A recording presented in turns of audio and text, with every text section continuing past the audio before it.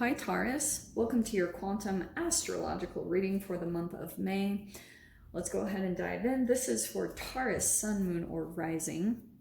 And keep in mind that these are general readings. If you guys are wanting to book a one-on-one reading, my website information is down below. Just go ahead and subscribe your email to my website, and that way you'll get an email notification every time the availability opens up. And as always, thank you guys so much for liking, subscribing. Thank you for all the ways that you've supported the channel, and we will dive in. So I have not done these in a while, but if you guys might have seen blasted all over the internet, there's all this stuff about Pluto Retrograde. And so that's why I wanted to bring these back. I wanted to talk about certain planetary placements and how they're going to be affecting you and your energy over the next month. Okay, so Taurus, like I said, Pluto retrograde is tied to Scorpio, which is death, sex, transformation, and of course taxes. So when it comes to your transformation, Pluto is connected to the digestive system. So there's going to be an interesting entanglement and interaction when it comes to your gut, your intestines. So depending on what's going on with your health in that area will determine the type of experiences. And this will be kind of trippy to see play out, because you'll see, like, watch the interactions that you have, because they're kind of communicating something with you tied to specific memories, emotional memories that you have that maybe you could be disconnected from. Okay. Oh, that's crazy that popped out. Popped out on the bottom. Wow. Okay, I am going to take it. We have the eternal child. Okay, so Taurus, I feel like, I mean, that's a part of you. Like, there could be something here about like you might have that come up. Some of you guys could be dealing with children in some way, shape, or form. You also, that's kind of like my Peter Pan card. It's like sometimes it's like a man child, and that could be something, again, it's something about your like childhood memories or things that will come up. Let me dive in here. Hold on. Oh man, I can already see it a little bit. Okay, here we go. Here we go. There we go. This could not be more perfect, because the Empress is actually ruled by Venus, which rules Taurus and Libra. So we're right on track.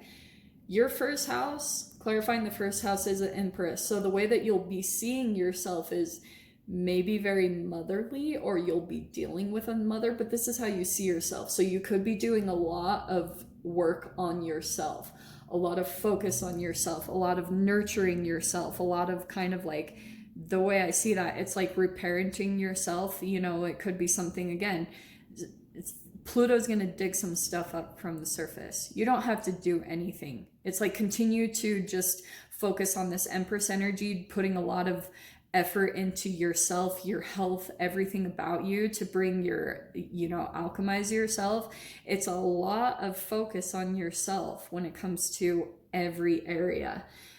That'll naturally pull some stuff up, because whenever, this is like the future version of yourself, whenever you're kind of connected there, it's like that high frequency that you pull into from your thoughts and from the work that you're putting into yourself, like the level of confidence that you come into from sticking to yourself and committing to yourself, that naturally brings up anything that's lower than it. Any lower negative thoughts or negative emotions or chemicals that are inside of your cells, they just bring up an experience in front of you, and then you see it. And since you're already in kind of an empowered state, all you need to do is just stay there and observe it and kind of detach from it, not become emotionally consumed by it. And that's the thing that will naturally alchemize it.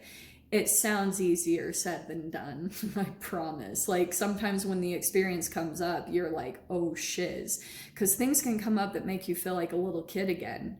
They can be crippling. So that's why I'm saying it, like, not to freak you guys out, but Pluto doesn't mess around, you know. It's scorpionic energy. It can be tied to grudges or things from the past that you don't really want to touch, you know.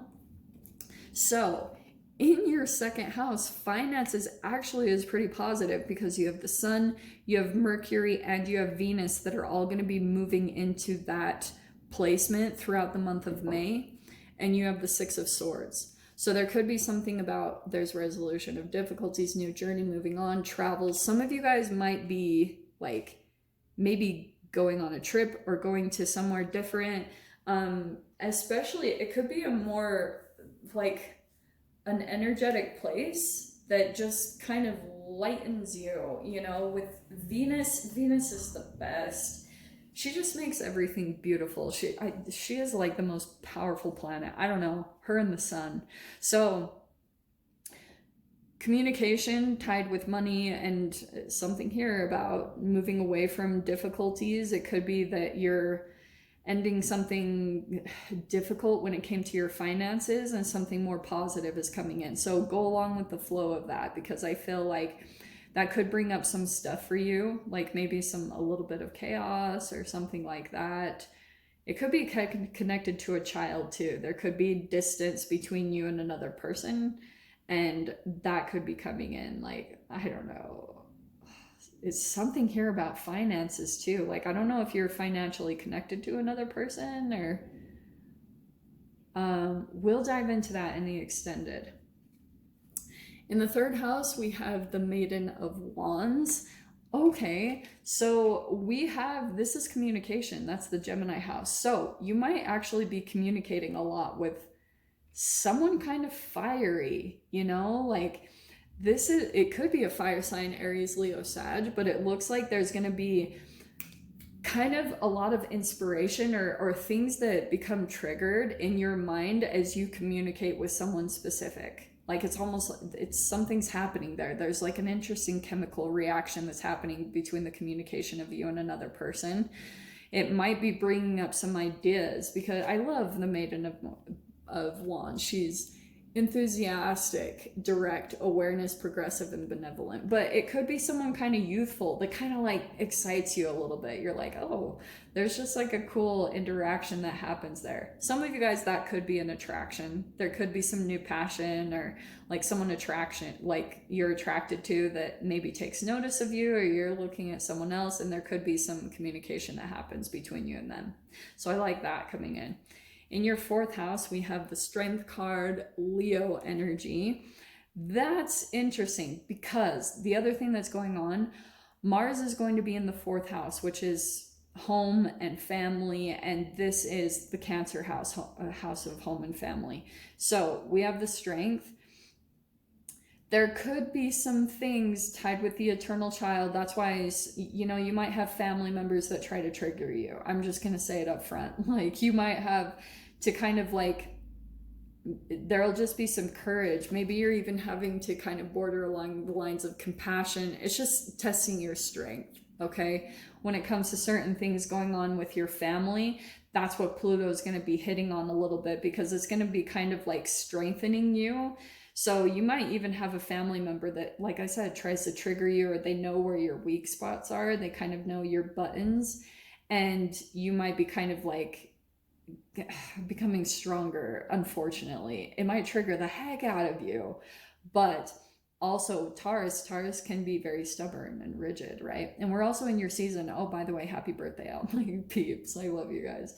So be aware of that. Mars is going to be working on you guys a little bit. There could be some heat or fire. I can see that coming into the base of the reading. In your fifth house, we have the Two of Pentacles. I can just see here you're kind of having to juggle some things. This is passion, creativity, hobbies, sports. It could also be romantic interests. Some of you guys could be juggling, or like, you know, deciding on maybe two people, or you're having to kind of balance out, like in your day-to-day, you're having to balance, like kind of manage quite a few things. Maybe just in your schedule, you're trying to like just balance it all, doing what you're creative and passionate about, but along with like taking care of yourself and other responsibilities that you have. So I can just see that might be a little bit of thing that you have to deal with throughout the month of May, okay? In your sixth house, we have the Four of Cups. So I feel like at times Like you might be feeling disappointed or dissatisfied with certain things about your health. You want it to be better. There's a solution coming in there. See the Four of Cups with the Sun? So it's just about like being in a frequency to see it. Because I feel like whenever you start looking down or you feel disappointed or you like don't feel good about yourself in certain ways, it cuts you off from the solution or the area of doing something that you would enjoy, doing something that won't feel like a chore or anything, because there can also be boredom coming in here, like certain things that you're doing with your health. Like maybe it's diet or working out and you're getting kind of bored with it. So there could be something about like changing things up that's going to be coming into your health with in the month of May. Let me shuffle again. Let's just do one more shuffle.